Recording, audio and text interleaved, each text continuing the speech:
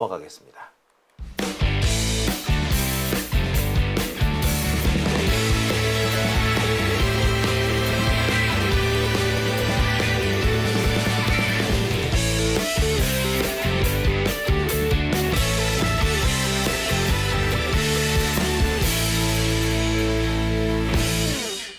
오밤중 뉴스 함께하고 계십니다. 세 번째 주제는요. 대장동 사건 소식입니다. 대장동 사건 재판은 오늘 열린 게 아닙니다. 하지만 지난주에 대장동 사건 재판이 열렸죠. 대장동 사건 재판을 담당하는 판사는 이진관 판사입니다. 지금 한덕수 재판을 맡고 있는 바로 그 판사죠. 요즘 남욱 변호사에 대한 증언을 듣고 있는데요. 남욱 변호사가 법정에서 아주 쇼킹한 얘기들을 쏟아내고 있습니다. 지난 8월부터 지금 연일 증언을 할 때마다 새롭고 충격적인 얘기들을 꺼내놓고 있는데 내용은 다 그렇습니다. 자신이 지금까지 법정에서 혹은 검찰 진술조서에서 한 말은 다 엉터리다. 실은 다 검사가 시켰다. 실은 유동규하고 미리 짰다. 그렇게 하려고 이른바 진술 세미나, 답변 세미나도 하고 그리고 그렇게 수사에 협조해 주니까 귤도 까먹을 수 있게 해주고 엄청 많은 특혜를 베풀어 주더라. 그래서 내가 나중에는 검사가 이거 아니라는데요 하면은 그냥 검사가 원하는 대로 진술을 해주곤 했다. 그리고 마침내는 검사가 위증을 하라고 시켰다라고 말합니다.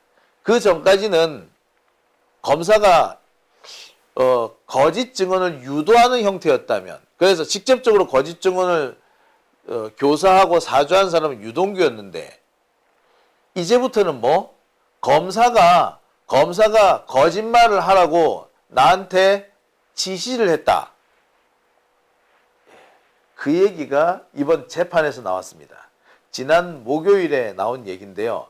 이 내용이 아직 보도가 많이 되지 않았습니다. 그래서 오늘 제가 세 번째 주제로 준비해봤습니다. 남욱 검사가 위증을 하라고 시켰다라는 폭탄 발언을 했다는 소식입니다.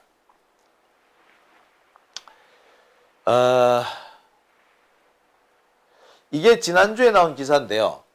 정진상 뇌물을 증언했던 이 남욱이 사실은 이거 검사가 시킨 거였다라고 폭로를 합니다. 자, 이게 무슨 얘기인고 하니요. 이 남욱비라든지 혹은 김만배라든지 이런 사람들이 돈을 만들어 가지고 비자금을 만들어 가지고 유동규한테 몇 억씩 돈을 줍니다. 나중에 몇십억 주기도 하죠. 하여튼 몇 억씩 돈을 줘. 유동규는 이 돈을 지가 다 쓱싹 먹은 게 아니라 다른 사람한테, 형님들한테 상납을 했다고 주장을 합니다. 그 형님들이 정진상, 김용, 더 나아가서 이재명 이렇게 된 거였죠. 근데 증거가 하나도 없잖아. 그러니까 이 유동규는 뭐라고 얘기하느냐. 내가 그때, 돈 줄 그때 남욱이니 정영학이니 김만배니 이런 사람 만났을 때 내가 이 돈 받아가지고 형님들 준다. 김용, 정진상 준다. 라고 말을 했다. 라고 주장을 합니다. 남욱 처음에는 나 들은 적 없는데? 라고 했었죠. 그런데 검사들이 압박을 합니다. 은근히 눈치를 주기도 하고 유동규가 와서 이렇게 했는데 왜 기억을 못해? 라고 막 짜증도 냅니다. 그러다 보니까 이 남욱이 슬그머니 넘어가죠. 그래, 그런 것 같아. 야, 동규야, 네가 한 말이 맞는 것 같아. 이렇게 돼버리는 거예요. 그랬는데 이제 와서 실은 그거 검사한테 내가 가스라이팅을 당했다. 혹은 검사가 직접 지시를 했다. 그래서 내가 거짓말을 했다. 라고 밝힌 겁니다. 원래 이 이 남욱은요, 지난 2022년 11월 처음 대장동 재판을 들어가 가지고는 검사가 묻지도 않았는데 유동규가 높은 분한테 들어야 한다면서 말을 했다라고 선제적으로 진술합니다. 그런데 이게 뭐다? 이게 다 검사가 시킨 것이었다 이거야. 법정에서 얘기하세요 라고 어떤 검사가 말하더라 이거야. 자, 그 검사가 피의자들끼리 또는 피고인들끼리 막 이렇게 자기들끼리 진술 세미나하고 말 맞춰가지고 위증을 하게끔 이 판을 깔아준 정도가 아니라 이제 직접 지시까지 하는 상황까지 온 거죠. 뭐 이거나 저거나 결국 똑같아요. 결국 검사가 증거를 조작하고 진술을 왜곡했다는 거 아닙니까? 거기에 제일 적극적으로 임했던 사람이 유동규고 남욱 역시 나중에는 검사들이 원하는 대로 진술을 해줬다는 거 아니야. 원래는 사실이 아닌데 사실이라고 그냥 거짓 진술을 했다라고 남욱이 자백을 한 겁니다. 남욱의 얘기를 들어보면 그래요.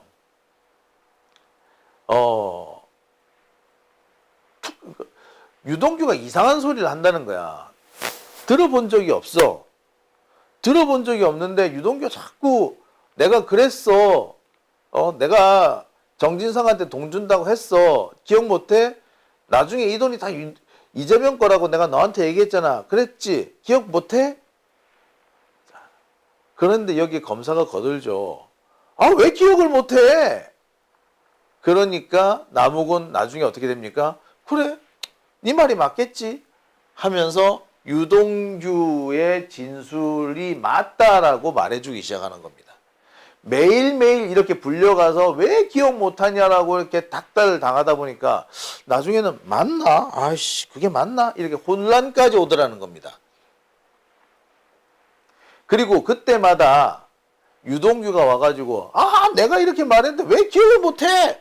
라고 핀잔을 주기도 하더라 이거야. 그래서 견디다 못해서 그냥 검찰이 원하는 대로 진술을 했다. 사실은 좀 헷갈리기도 했다. 요게 지금 남욱의 주장인 겁니다.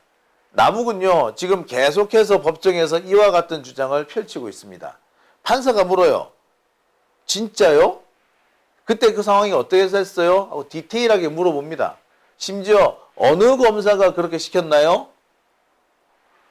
내가 어느 검사인지는 잘 모르겠는데요.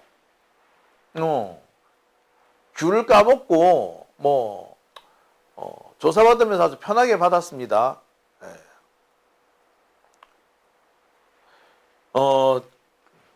검찰이 직접 귤을 까주지는 않았지만 내가 귤을 까먹고는 했었다. 귤을 까먹어가면서 검찰 조사 받았다. 이렇게 인정을 한 거야. 그러니까 그거지.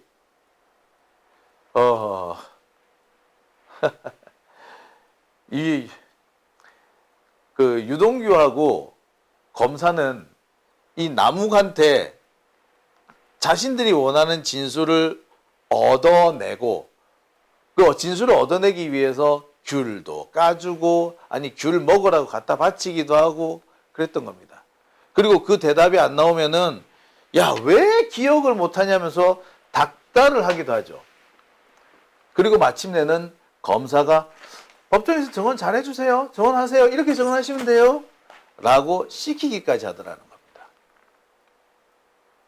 야, 참. 어느 검사가 극하던가요? 판사가 물으니까 어느 검사인지는 기억을 못하고요. 근데 내가 귤도 까먹고 그랬어요.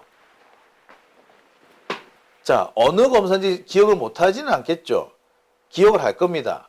하지만 그 검사 이름 실명을 말하게 되면 남욱이 아마 여러 가지 곤란한 입장에 처할 수가 있겠죠. 그러니까 기억 못한다라고 지금 하는 겁니다. 그러니까 남욱 입장에서는 지금 이 와중에도 지금 줄타기를 하고 외줄타기를 하고 있는 거죠.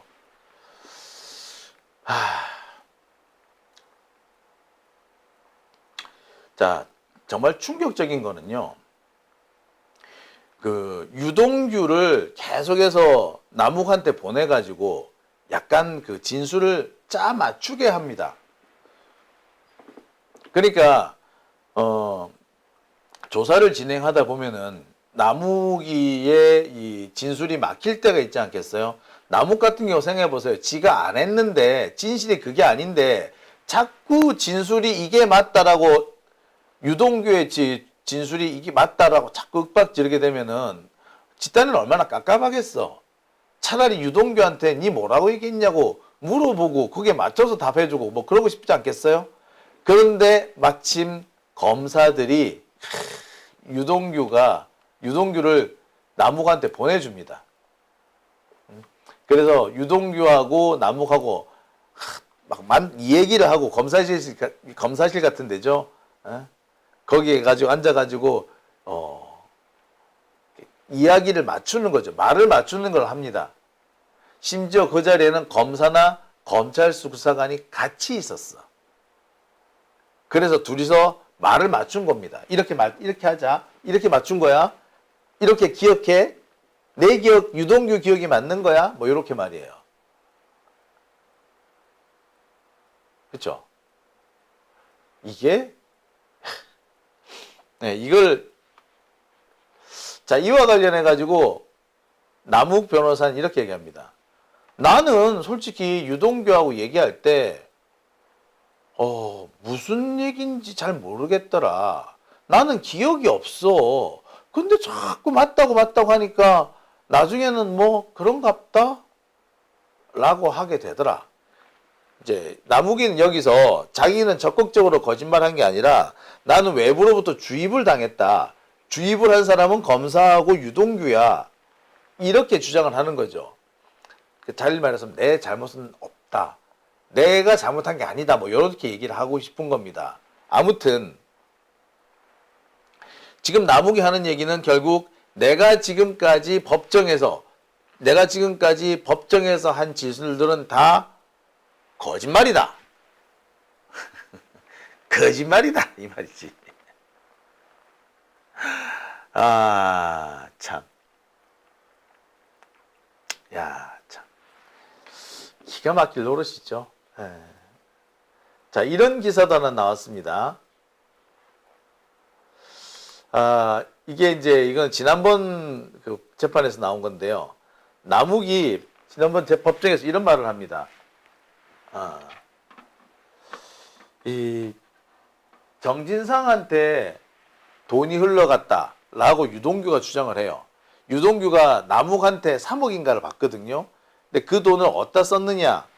유동규는 정진상하고 김용한테 줬다. 뭐 이런 식으로 주장을 합니다. 김용한테는 정치 자금으로도 주고 뇌물로도 주고 뭐 떡값으로도 주고 뭐 그랬다는 거야. 그리고 그 돈 일부는 이재명 대선 자금으로 갔을 거야. 뭐 이렇게 막 얘기를 해. 근데 이 얘기는 아무도 몰라. 유동규도 사실 그냥 갖다 붙인 거기 때문에 증인이라는 거나 증거라는 게 있을 수가 없죠. 근데 이걸 증거를 검찰이 맞춥니다. 어떻게? 예, 남욱이를 불러가지고 야, 니 유동규 말 들었다고 해줘. 그치? 예, 그렇게 하라고 시킨 겁니다. 그러면서 정진상, 김용에게 돈이 넘어갔다라고 말하는 거 이거 딴 사람한테 들은 게 아니고 검사한테 들었어. 검사가 이렇게 진술하라고 자꾸 부추긴 거야. 예, 이런 얘기를 한 겁니다. 결국 이 대장동 사건의 진실이 이제서야 드러나는 거죠. 저는 이 대장동 사건과 관련해서 오래 전부터 이 사건의 본질은 유동규의 개인 비리다. 유동규가 대장동 업자들하고 붙어서 친하게 지내다가 가깝게 지내다가 그들한테서 돈 냄새가 나는 걸 보고 그 돈을 뜯어먹는 거였죠. 그러면서 대장동 관련된 사업 니들한테 잘 해줄 테니까 나 돈 줘. 그렇게 해서 몇 억씩 뜯어갔던 거예요. 그런데 이게 나중에 걸렸어. 이게 소위 말하는 대장동 게이트라고 터진 거 아닙니까? 그러니까 유동규는 자신의 비리가 걸렸는데 이 자신의 비리가 걸리는 걸 일단 누구 거로 뒤집어 씌웁니까? 이재명 것이다, 정진상 것이다, 김용 것이다 라고 뒤집어 씌운 거예요. 물론 이 과정에서 어마어마한 진실이 하나 밝혀집니다. 이재명 대통령한테 돈 한 푼이 흘러간 흔적이 안 나오는 거야. 검찰이 얼마나 많이 탈탈 털었겠습니까? 그런데 이상한 돈이 한 푼도 넘어가지 않은 거예요. 돈이 안 넘어간 거야. 돈 받은 증거가 하나도 안 나옵니다. 결국에 검찰은 유동규를 유동규를 통해 가지고 김용, 정진상을 감옥에 보냈지만 결국 이재명을 못 보낸 거야. 그래서 꺼내온 게 뭡니까? 배임죄였던 거예요. 네, 다시 한번 제가 말씀드립니다만, 누차 말씀드립니다만, 지방자치단체, 행정기관의 수장이 어떤 허가와 관련된 판단을 내리는 거, 허가와 관련된 결정을 내리는 거는요, 배임죄가 성립이 안 됩니다. 배임죄 성립될 수가 없어요. 간혹 가다가 보면은 뇌물죄인데, 뇌물죄가 조금 적용이 애매해. 그러면은 배임죄를 하는 경우가 있어요. 하지만 그 경우에는 실제로 돈이 간 경우야. 돈이 갔는데 이게 뇌물로 하기 좀 애매한 경우에 배임죄로 가고 그렇게 합니다. 하지만 이번 같은 경우는 돈 넘어간 흔적이 하나도 없어. 그러니까 배임죄 못해요. 원칙적으로. 그런데 검찰은 바득바득 우긴 겁니다. 이들의 목표는 뭐냐면 이재명 죽이기인 거야. 그리고 이재명만 죽이면은 그 수단과 방법에 대해서는 상관없었다라고 생각하는 거예요. 그리고 이 사람들은 유동규를 꼬셔가지고, 아니 유동규를 압박해가지고 바로 그 작업을 시작한 거고, 그 과정에 남욱 같은 사람들이 끼어들게 된 겁니다. 그리고 이번에 그 남욱이 진실을 말한 거죠. 실은요, 그거 검사가 시킨 거예요 라고 말이죠.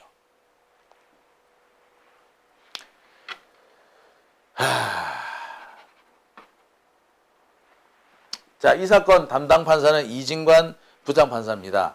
아까 얘기했듯이 한덕수 재판을 담당하고 있습니다. 그리고 건진법사와 통일교 뇌물 사건도 담당하고 있어요. 이 사건들에서 공통점은 다른 내란 재판이나 다른 비리 재판에 비해서 비교적 재판이 좀 재판답게 흘러간다는 겁니다. 그래서 이 재판에도 우리가 약간은 좀 기대를 해 보게 됩니다. 이 사건 만약에 정진상 실장이 법원에서 무죄 판결을 받게 되면은 이거는 곧바로 김용 부원장한테로 여파를 미칩니다. 김용 부원장 지금 뭐 징역형이 선고돼 가지고 감옥에 수감돼 있었다가 지금 보석으로 풀려난 상태입니다. 재판은 현재 대법원에 가 있어요. 아직 확정 판결은 안 났습니다. 대법원에서 지금 눈치를 보는 것 같아요. 이 사건을 어떻게 결말을 내릴 것인가. 눈치를 보고 있는 것 같은데, 지금 상황으로 보자면 파기환송이 맞죠. 솔직히 말씀드리면요, 1심도 그렇고 2심도 그렇고 재판은 정말 잘 진행이 됐었어요. 특히 2심, 김용의 2심에서는 소위 말하는 구글 타임라인이 나오지 않았습니까? 유동규가 김용한테 돈을 줬다라고 말하는 그 시점에 김용은 유동규를 만나지 않았었다. 구글 타임라인을 보면은 전혀 다른 곳에 가 있었다라는 게 확인이 되거든요. 근데 법원이 구글 타임라인의 증거를 안 받아들이죠. 그래서 결국 징역형이 선고된 겁니다. 자, 이제 그 이상했던 재판들도 싹 뒤집어지게 됐어요.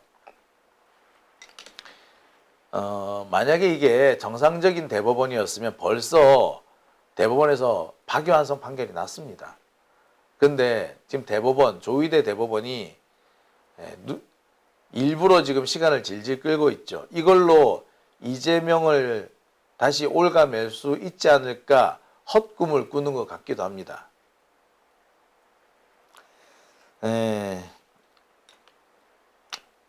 아마 그럴지도 몰라요. 지금 뭐 나오는 얘기가 이재명 대통령에 대한 재판을 재개한다 뭐 이런 얘기가 있어요. 자, 이 재판 재개 시점을 두고 조의대가 지금 되게 고심을 하고 있습니다. 그리고 눈치를 보고 있죠. 근데 이때가 지금 언제가 가장 가능성이 높으냐? 바로 대장동 재판 관련된 것, 특히 김용 재판과 관련해서 유죄 확정 판결을 내린 뒤에 곧바로 그 다음 단계로 이재명 재판을 재개하는 그런 시나리오가 진행 중입니다.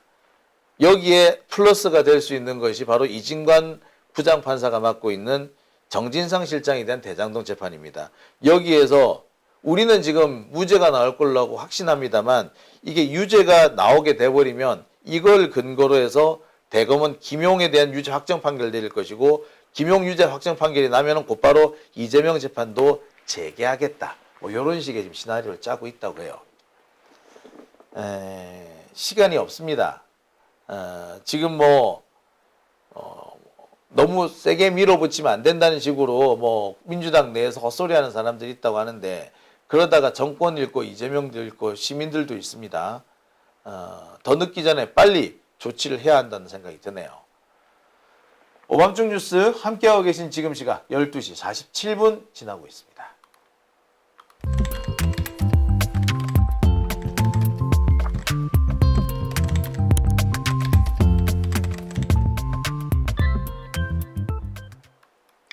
오밤중 뉴스